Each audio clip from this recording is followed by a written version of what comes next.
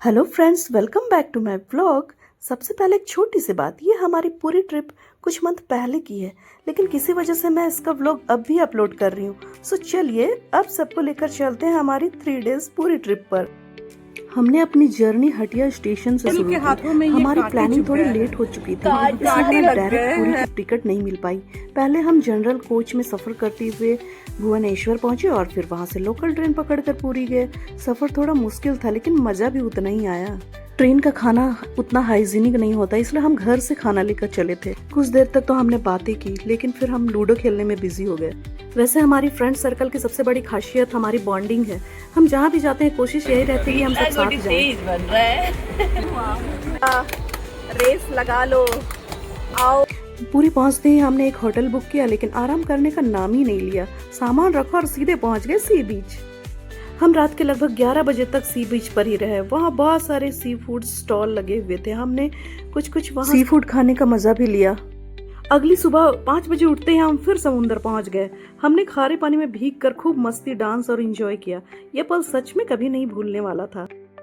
ये है पुरी का फेमस गोल्डन बीच। अपनी गोल्डन सैंड, साफ सुथरे माहौल और खूबसूरत सी व्यू की वजह से ये टूरिस्ट की पहली पसंद है।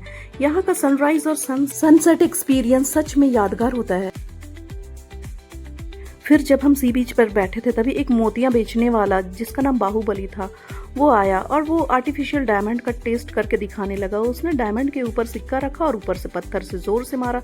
उसने कहा कि सिक्के में छेद हो जाएगा, लेकिन डायमंड को कुछ नहीं होगा।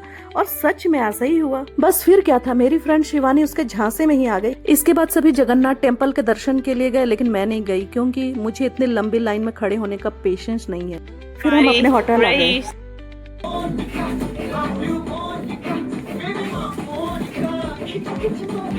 थोड़ा रेस्ट करने के बाद अगली सुबह हम निकल पड़े कोणार्क सन टेम्पल देखने। रास्ते में बस कंडक्टर हमें इंस्ट्रक्शन दे रहा था कि लिमिटेड टाइम में कहाँ कहाँ घूमना है, इसलिए हम हर जगह अच्छे से एक्सप्लोर नहीं कर पाए। ये जो कोणार्क टेम्पल देख रहे हैं ना आप लोग, यह कलिंग वास्तुकला का आउटस्टैंडिंग एग्जाम्पल में से एक है। इसके बाद हम पहुंच गए लिंगराज टेम्पल। मेरे पीछे जो आप देख रहे हैं ना, वो लिंगराज टेम्पल का प्रसिद्ध तालाब है। और आखिर में हम पहुंच गए नंदनकानन जूलॉजिकल पार्क। लेकिन सच बताऊं, वहां पहुंचकर मुझे तो एकदम और मांझी जैसा फील होने लगा, इसलिए हम में से किसी का भी जू एक्सप्लोर करने का ज्यादा इंटरेस्ट नहीं था। हमने बस वहाँ डांस वीडियो बनाई और फिर वापस लौट चले। तो फ्रेंड्स, ये था हमारे पूरी ट्रिप। तो मिलते हैं नेक्स्ट ब्लॉग में एक नई कहानी के साथ और नए एक्सपीरियंस के साथ। तो तब तक के लिए बाय बाय।